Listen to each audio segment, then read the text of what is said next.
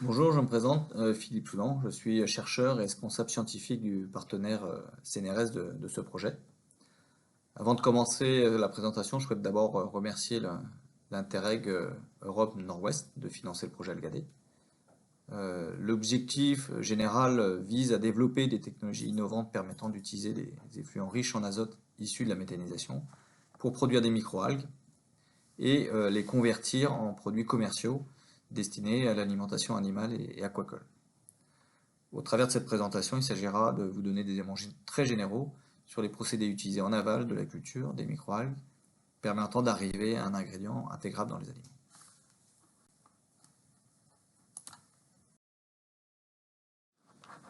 Je vais d'abord donner ou redonner quelques éléments de contexte sur le projet Algadé. Ce projet est parti du constat que des quantités croissantes de déchets organiques sont traités par méthanisation en Europe nord-ouest. Ce procédé convertit les déchets organiques en biogaz pour produire de l'énergie. Néanmoins, il présente l'inconvénient de produire un effluent riche en azote appelé digestat. Actuellement, ce digestat est principalement utilisé comme amendement des sols agricoles. Mais comme les autres amendements d'origine agricole, son épandage en excès peut provoquer des perturbations des milieux aquatiques. En eau douce, ça peut être le développement de cyanobactéries toxiques ou des phénomènes d'eutrophisation. En eau côtière, ce sont les fameuses marées vertes par échouage de macroalgues. La possibilité d'utiliser ces nutriments excédentaires pour produire des microalgues doit permettre à la fois de limiter l'impact environnemental de ces déchets riches en azote et aussi de fabriquer des aliments innovants pour l'agriculture et l'aquaculture.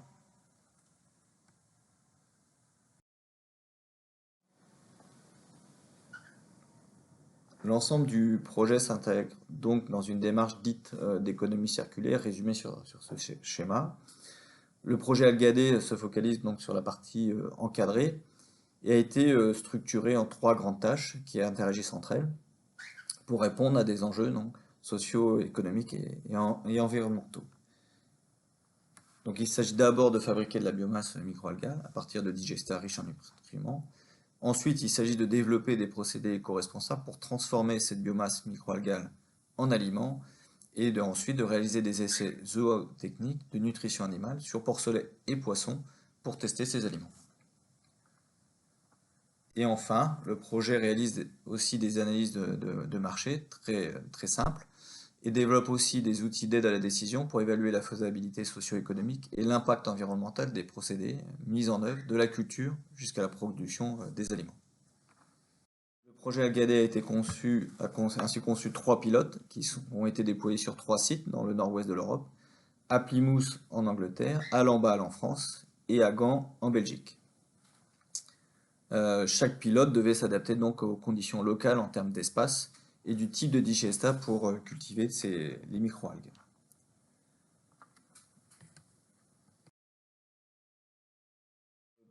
Les pilotes de Plymouth et de Gand, les microalgues choisies sont des chlorophycées et sont cultivées en autotrophie, tandis qu'à Lamballe, la microalgue Aurantiochytrium mangrovi est cultivée en hétérotrophie. Le choix de la souche cultivée est important dans les stratégies à adopter pour les procédés qui vont suivre de concentration, de fractionnement appliqués en aval de cette culture, mais aussi pour la fabrication des aliments à partir des composés isolés de cette biomasse. Donc on sait que les chlorophycées possèdent une paroi cellulaire qui peut s'avérer difficile à rompre, tandis que celle des Trostochitrid, phylum auquel appartient notre souche d'Aurantiochytrium, est plus fragile. Leurs compositions biochimiques sont également importantes et diffèrent fortement entre les souches. Les souches de chlorophycées, des espèces de chlorophycées, contiennent plus de protéines que n'en contiennent les Trostochlitrides, tandis que dans le compartiment lipidique, les chlorophycées contiennent des acides gras polyinsaturés oméga 3 à chaîne courte, comme dans le colza ou le lin, alors que les Trostochlitrides, eux, contiennent des oméga 3 à longue chaîne, comme dans le poisson. Ces points sont importants dans l'organisation et le choix des procédés aval pour le développement de produits commerciaux à base de cette biomasse produite. La partie procédé aval du projet a été partagée en trois activités.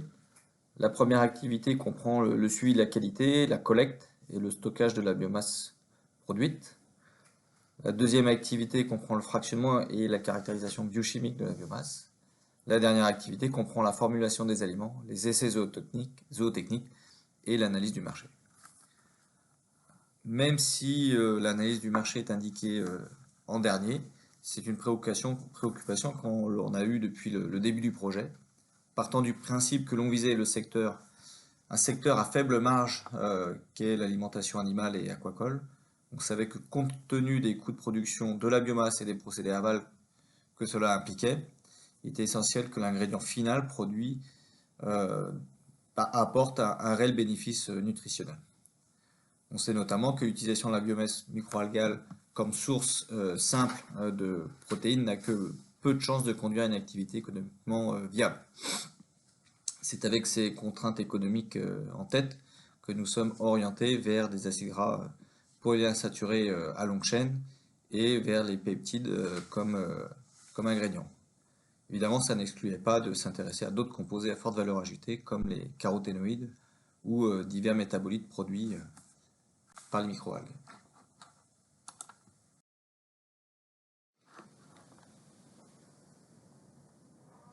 Donc, avant de se lancer dans les procédés aval de traitement de la biomasse, il est essentiel de s'assurer de la qualité de cette biomasse et de quantifier d'éventuelles variations saisonnières liées d'une part à la qualité chimique et bactériologique du digestat consommé par ces microalgues et d'autre part aux variations d'ensoleillement et de température au cours de l'année. Donc, grâce à la microscopie ou éventuellement à la cytométrie en flux, il est possible de suivre très régulièrement, une ou plusieurs fois par jour, la santé de ces microalgues. Quand la culture se déroule bien, c'est-à-dire qu'il n'y a pas de contamination, pas de crash, on peut aller plus loin et s'intéresser à la qualité biochimique de la biomasse produite et dessiner une sorte de portrait robot de cette biomasse. Ça nous donne des éléments factuels pour évaluer d'éventuelles dérives ou variations saisonnières. Ça nous permet aussi d'évaluer les rendements de production des ingrédients ciblés.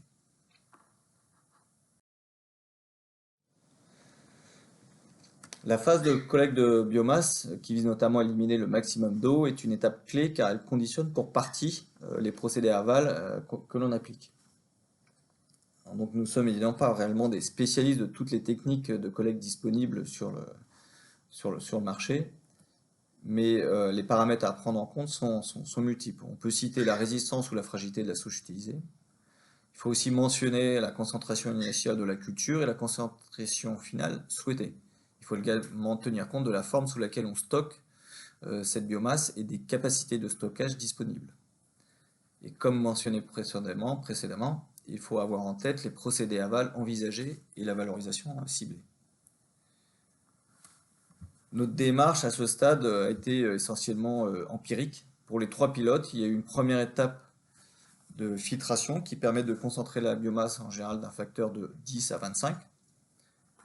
Pour les microalgues autotrophes dont la concentration initiale est faible, l'étape de filtration amène la biomasse à environ 2% de matière solide. Et ensuite complétée par une étape de centrifugation qui permet d'arriver à une pâte d'algues à environ 20% de matière solide.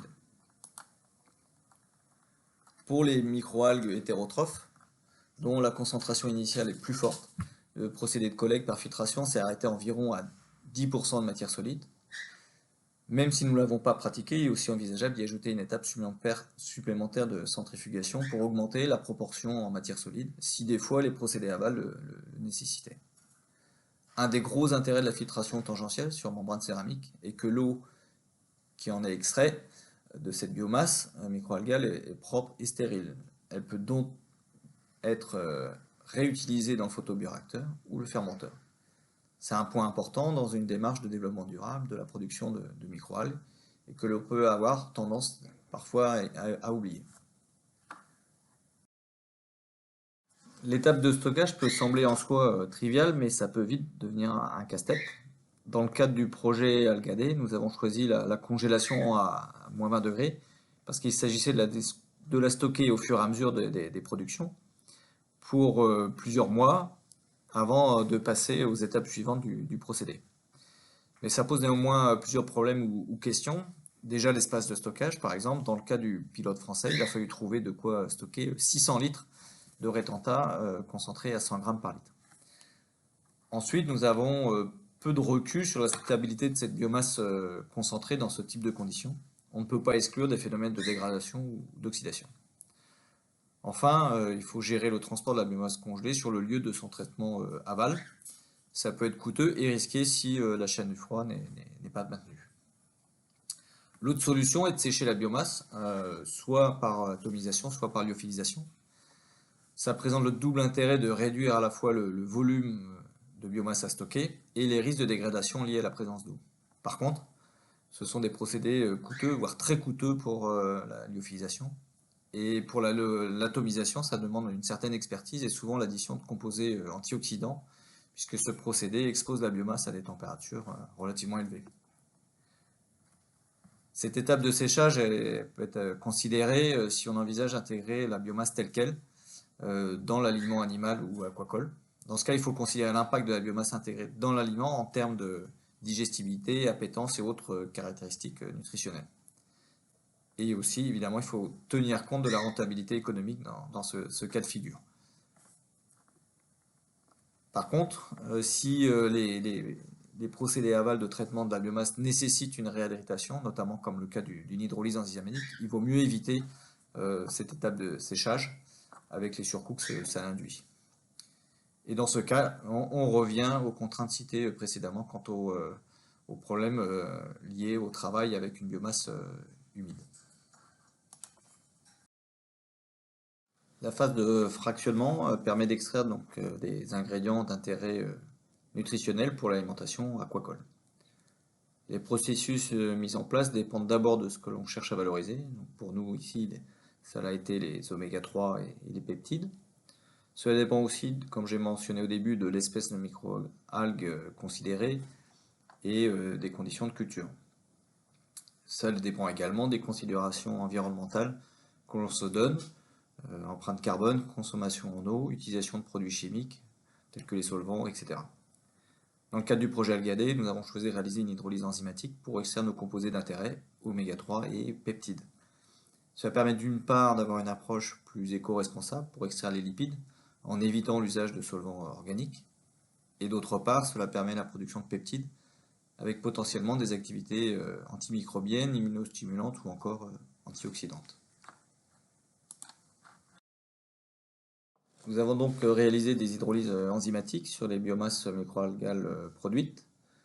Il a d'abord fallu développer et optimiser le procédé enzymatique à l'échelle labo, en faisant notamment varier les conditions de température, de pH, de type d'enzyme et de quantité d'enzyme. Comme pour l'hydrolyse à l'échelle pilote, nous avons fait appel à un prestataire industriel pour le séchage post-hydrolyse. La technologie choisie pour le séchage a été l'atomisation, parce que cela reste la moins coûteuse.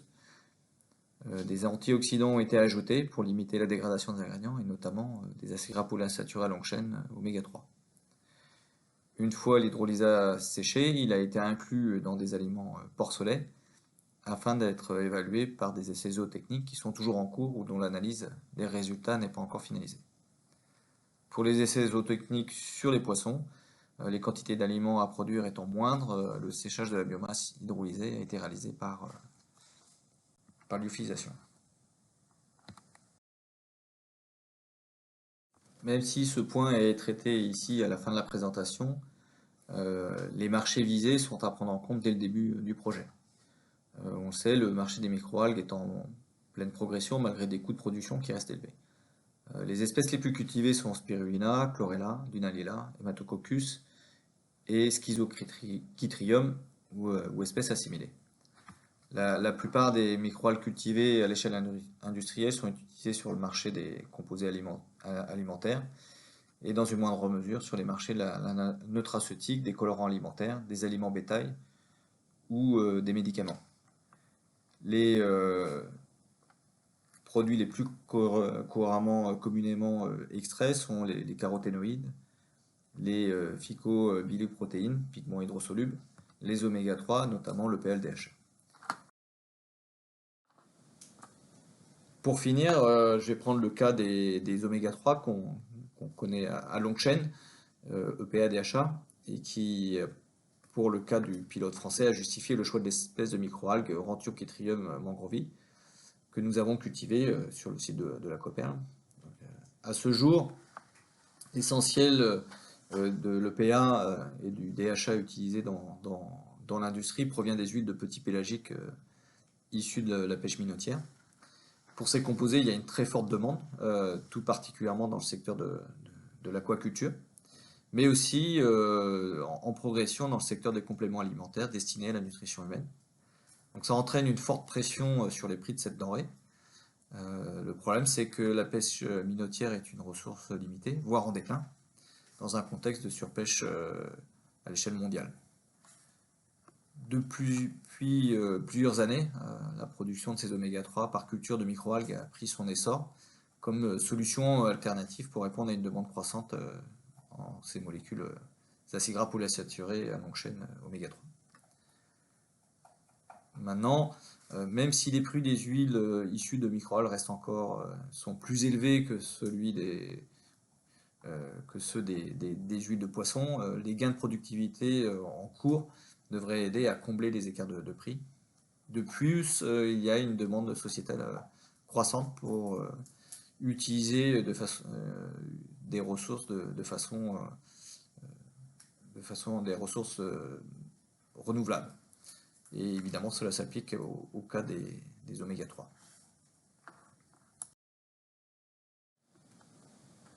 Voilà, j'en ai fini de cette présentation. Je vous remercie de votre attention et je me tiens à votre disposition pour les questions.